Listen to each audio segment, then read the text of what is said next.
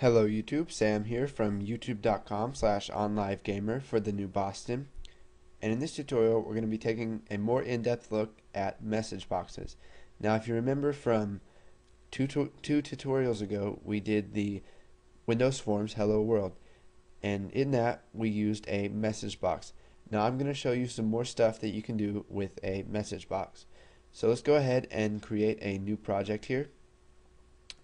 We will select a Windows Forms application.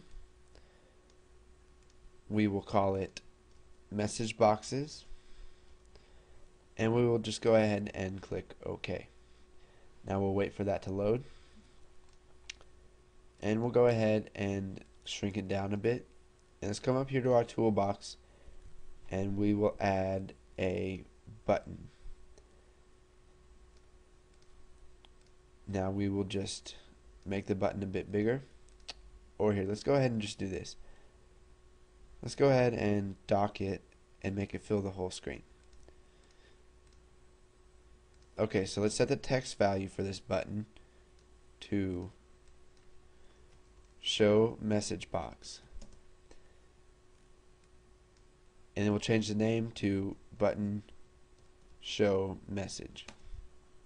Okay, so now that we've designed a little window here, we'll go ahead and double click on show message. We'll get the toolbox out of the way here and zoom in some. Now you can see here that we have our sub button show message underscore click. So now this is going to run whenever they click the button. So let's go ahead and type message box dot show, and we'll type this is a bare message box. So that is the message box.show that uses one argument in the parameters. Now we can use the message box.show that uses two arguments in the parameters. Now in the first one, the single argument in here is the message that's going to show in the message box, and there is no title to it. So we'll make another one and we'll say this message has a title. We'll add a comma and we'll go on to our second argument, which is the caption, and we'll just set the caption to title. Now we'll create a third message box. This message box will say, we'll do message box.show this has an icon. We'll go on to our second argument, set it to title, or here, comma, we'll set our second argument to title, and then now we have a third argument, and you can see here that it says buttons as system.windows.forms.messageBox buttons. Now we're going to go ahead and type message box, and you can see here down in IntelliSense we've got messageboxbuttons.ok, messageboxbuttons.ok cancel, we've got retry cancel, we got yes no, and yes no cancel. We're just going to go ahead and go with OK. And now we'll add another comma, and what we do here is we set the icon, and it's icon as system.windows.forms.messagebox icon. So we'll just type messagebox icon dot information. Okay, so now if we run this, you can see here is our form 1, and if we go ahead and click on this, you can see we get one message box that says this is a bare message box, and now you can see that this is the only message box that has opened up. And when we call more than one message box after each other, it's going to wait for the first one to close, and then it's going to open the next one.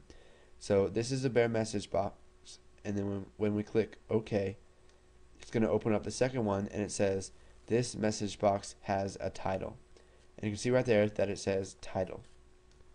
And now the third one, it says this has an icon, and it's got our information icon. And you probably didn't hear it, but coming from my speakers there was the Windows default information sound. Now if you set it to error, you're going to get the error sound. If you set it to warning, you're going to get the warning sound. Now I'll just click OK there, and we'll go ahead and exit out of our program. And now here's one more thing I wanted to cover with message boxes, that the .NET, the people who created Visual Basic added just to help developers out a little bit.